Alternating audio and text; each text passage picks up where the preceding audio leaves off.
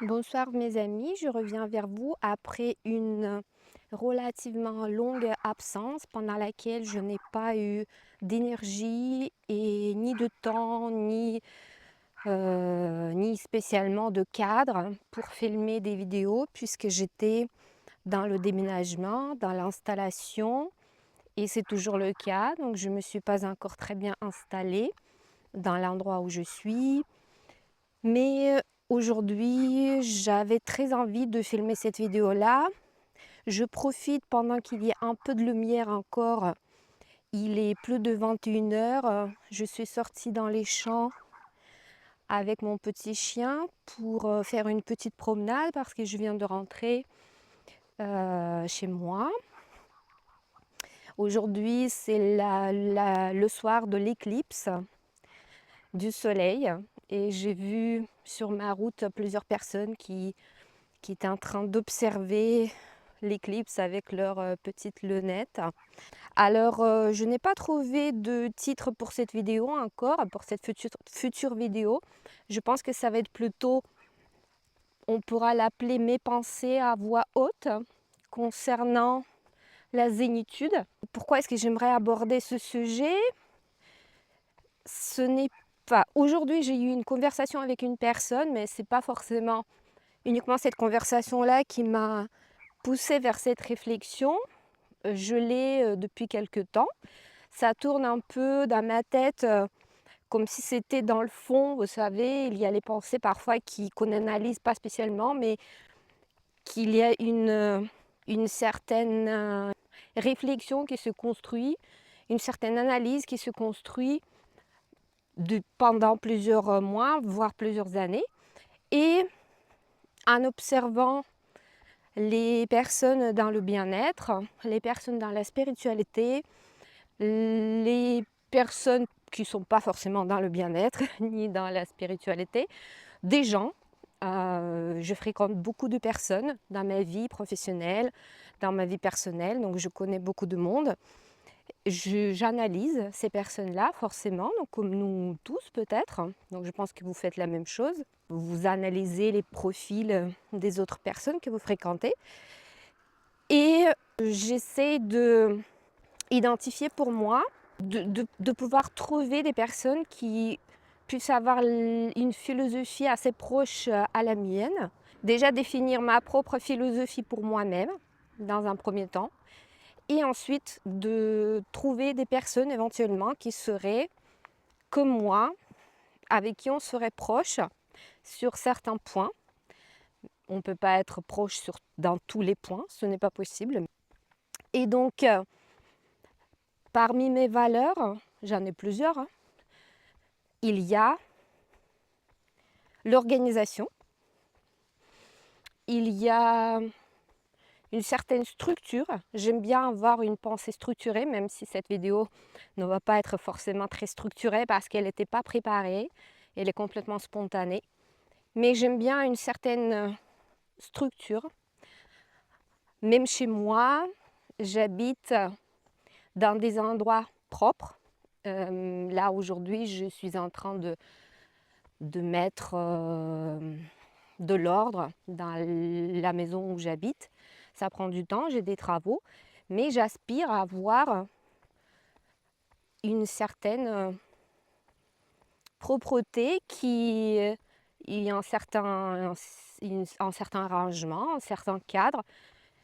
Ce sont des synonymes pour moi d'une détente, c'est-à-dire quand je rentre chez moi et quand je vois que c'est bien rangé, je ne suis pas maniaque, hein, je ne suis pas non plus à avoir tout le temps les objets sur les endroits fixes, on n'est pas à ce point-là, et je ne suis pas perturbée si on déplace tel ou tel objet, mais j'aime bien quand c'est propre, j'aime bien quand c'est cosy, quand c'est agréable, beau, tout ce qui est l'esthétique, j'adore ça.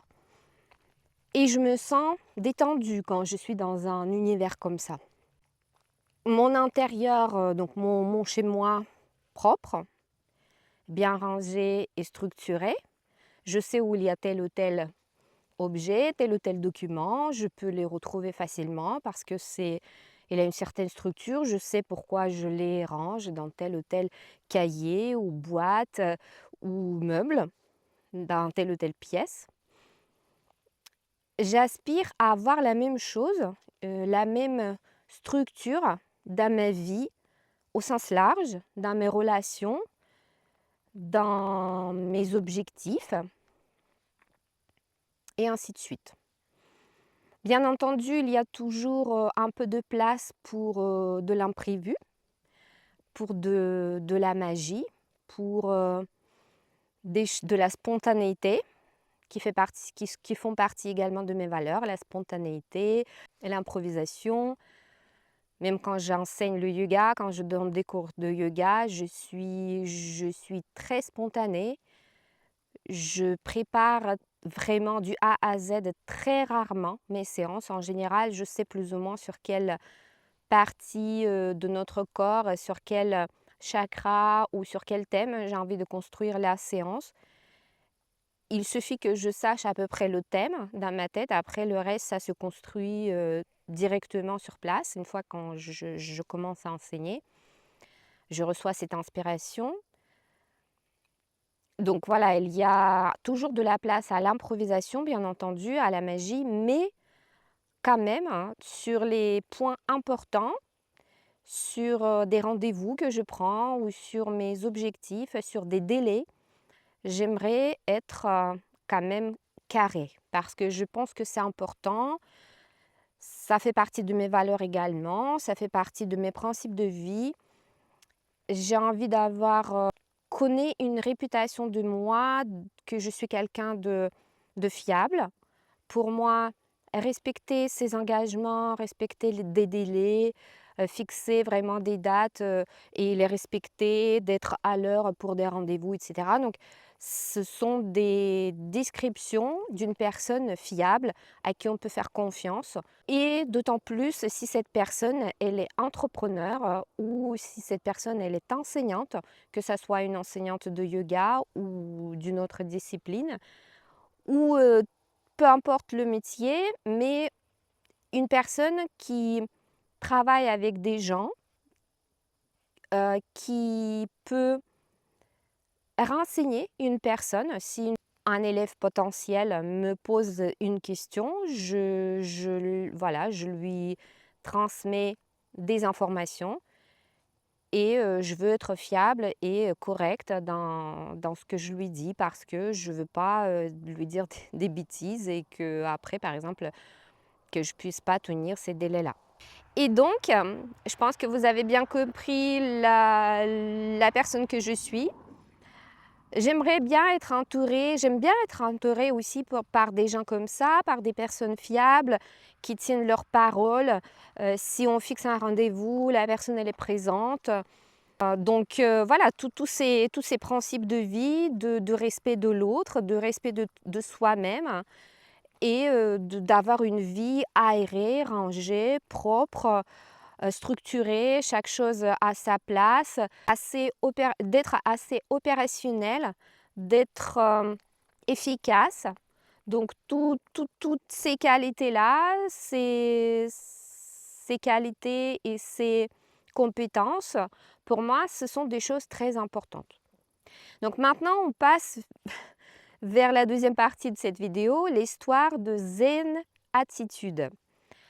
Alors, comment est-ce qu'on peut en même temps être assez structuré et organisé et avoir une zen attitude? Est-ce que ce n'est pas des choses contradictoires?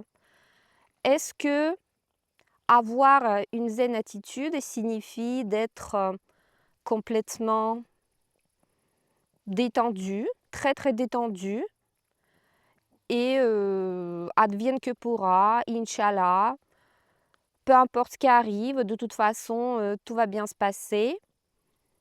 Donc si on le considère comme ça, la zen attitude, donc il y a quand même une certaine contradiction entre cette attitude complètement détendue et laxiste presque, de mon point de vue, et l'organisation, un certain ordre dans le bon sens du terme, le respect des délais, etc. Est-ce que ce sont des choses contradictoires? Donc si on est ordonné et si on respecte les autres, si on respecte le temps, le timing, les délais, est-ce qu'on ne peut pas être zen? En fait, ça veut dire que forcément, on n'est pas zen. Donc, il y a une certaine contradiction entre ces deux valeurs, entre ces deux notions. Ou bien, zen attitude, ce n'est pas du tout du laxisme, mais c'est tout à fait autre chose. Alors, déjà, j'aimerais connaître votre avis. Après, je vais vous donner mon avis à moi. Déjà, le terme zen ne fait pas partie de mes termes à moi. Je l'utilise rarement ou voire pas du tout. Moi, quand je parle du lâcher-prise ou de la confiance à l'univers, pour moi, ça arrive une fois que j'ai déjà fait des choses. Par exemple, j'ai des objectifs, j'ai des intentions. Je mets en place, on va dire, un plan d'action, même si ce n'est pas vraiment un terme spirituel, mais c'est pour que vous puissiez comprendre. On met en place un plan d'action. Je commence à avancer dans des étapes de la réalisation de ce plan d'action. Je peux éventuellement accueillir de l'imprévu. Et donc, on commence par mettre les choses en place, on commence par avancer dans nos objectifs, dans la réalisation de telle ou telle mission, dans la réalisation de telle ou telle tâche. On fixe des délais, voilà, on avance dans la vie, on fixe des rendez-vous, etc. Et ensuite, on espère, donc c'est pas qu'on espère, espère c'est pas le bon terme, on a la foi que ça va se passer de meilleure manière possible pour nous et pour les autres. Une fois qu'on a mis les choses en place, une fois qu'on a engagé les actions, on ne connaît pas encore le résultat final.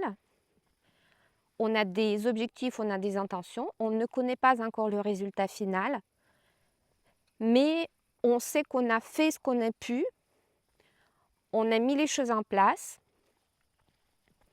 et on reste dans la foi et dans l'espérance, mais dans le bon sens du terme. L'espérance, c'est pas dans le sens que ah, j'espère que ça va bien se passer et si jamais ça va mal se passer, et bah, j'ai peur que ça se passe mal, etc. Non, c'est pas avec cet état d'esprit, c'est plutôt j'ai fait ce que j'ai pu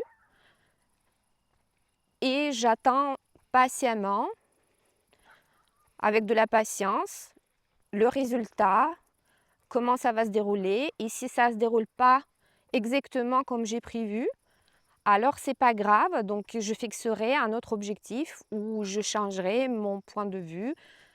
Je vais modifier mes projets, etc. C'est dans ce sens-là que je pense que j'utiliserai le terme zen attitude. Donc, je suis dans la confiance. Je sais que la vie va m'aider, la vie va m'apporter ce que j'attends, ou même encore mieux. L'univers va m'aider, l'univers m'entend, parce que moi-même, je fais partie de l'univers. Et je sais que je suis tout à fait en accord avec mes valeurs, je suis tout à fait en accord avec moi-même. Je travaille beaucoup, j'ai mis des choses en place.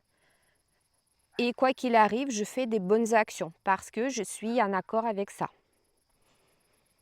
Et on peut fixer, si on est entrepreneur ou si on est, peu importe, hein, si on a besoin d'être payé pour quelque chose, on peut fixer des tarifs en adéquation avec notre valeur, avec la valeur des produits ou des services qu'on apporte. On n'est pas obligé de réduire ses prix. On peut fixer le juste prix qu'on entend, qu'on sent à l'intérieur de nous. Et on est dans la confiance, on est dans l'harmonie avec, comme là par exemple, donc là je marche, je suis en parfaite confiance, il fait sombre, je suis sur la route. Donc, mais par contre, je ne m'inquiète pas qu'il y a quelque chose qui va se passer. Donc, vous voyez, donc il y a des champs, il y a des Je suis toute seule, il y a des arbres, de la forêt. Mais je sais qu'à l'intérieur de moi, je suis dans la confiance, ça va très bien se passer. Donc là, je vais arriver, j'ai encore 5 minutes à marcher, j'arrive chez moi. Et donc c'est ça la zen attitude de mon point de vue.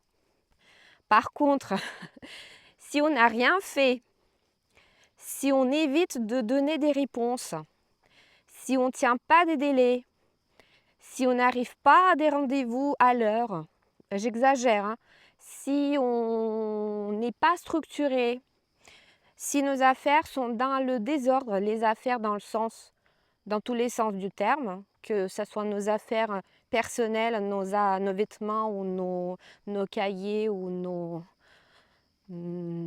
produits de beauté, etc.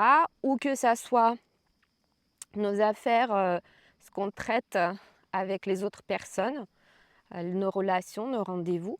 Quand c'est en désordre et quand on nous demande, pas des justifications, mais quand on nous demande d'être clair, on se dit, bah, on va être zen, ne t'inquiète pas, sois zen, t'inquiète. Déjà la phrase t'inquiète, c'est quelque chose qui m'énerve en fait. Ça me crée, à l'intérieur de moi, ça me crée une résistance tout de suite. Alors, sois déjà respectueux envers les besoins des autres dans les relations, dans l'attente que l'autre personne a envers toi et vice-versa, hein. Donc, dans le respect de toi-même également, dans les interactions sociales. Sois à l'heure dans tes réalisations de ton travail ou tes objectifs. Déjà, commence par ça. Et pas pour dire, bah non, mais on va être zen attitude. T'es trop stressé, t'inquiète, déstresse, ça va bien se passer. Donc ça, non, pour moi, c'est du laxisme. Alors voilà, j'aimerais avoir votre avis. Qu'est-ce que vous en pensez? C'est quoi d'être zen de votre point de vue? C'est quoi d'être en confiance envers l'univers? C'est quoi,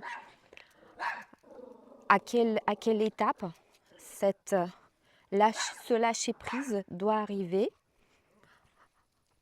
dans les interactions avec d'autres personnes, dans la réalisation des projets, dans la vie tout simplement. On commence par quoi? Est-ce qu'on commence déjà par être zen, trop détendu, trop relax? Et on se dit, bon, bah, tant pis, je fais rien, je vais m'allonger parce que je suis fatiguée, bah, je vais être complètement détendu aujourd'hui. Et du coup, on n'a rien fait. On a passé la journée à être détendu, à être zen, mais on n'a pas avancé. Ou bien, d'être zen, c'est tout autre chose, c'est plutôt un état d'esprit intérieur, c'est une certaine confiance, une certaine absence d'inquiétude et d'être sûr que le meilleur arrive, quoi qu'il arrive, parce que c'est nous-mêmes, chacun de nous, c'est moi, en l'occurrence, moi je crée ma propre vie. Si je mets les choses en place avec un certain état d'esprit de confiance et de l'amour envers les autres et envers l'univers qui m'entoure, envers la nature, envers mes interactions sociales, envers ma maison, envers les objets que je possède, etc., envers mes affaires que je développe. Donc du coup, je suis détendue en étant qui je suis, en faisant ce que je fais et de la manière comment je le fais.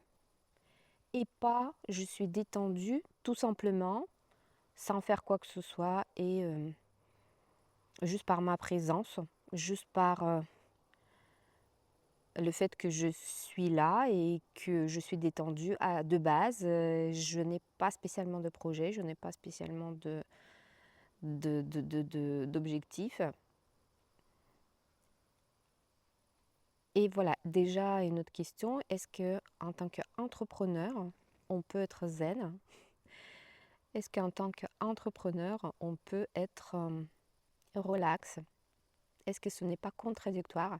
Moi, je pense que ce n'est pas contradictoire parce que vous avez bien compris mon point de vue sur les choses. Déjà, on se concentre, on sait ce qu'on veut, on est connecté à nous-mêmes. Ensuite, on fait.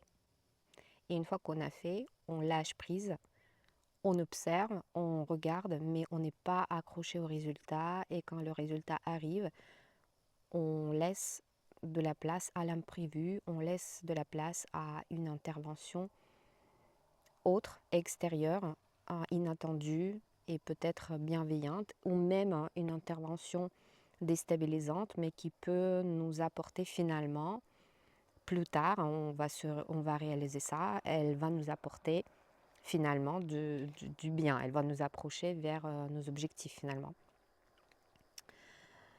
Donc voilà, pour moi, être entrepreneur, un entrepreneur peut être zen avec une certaine philosophie, avec un certain état d'esprit. Mais si on prend la définition de la zen attitude, d'être cool Raoul, de rester sur son canapé, d'être détendu, d'être déconnecté de tous et des attentes des autres et un certain je m'en foutisme.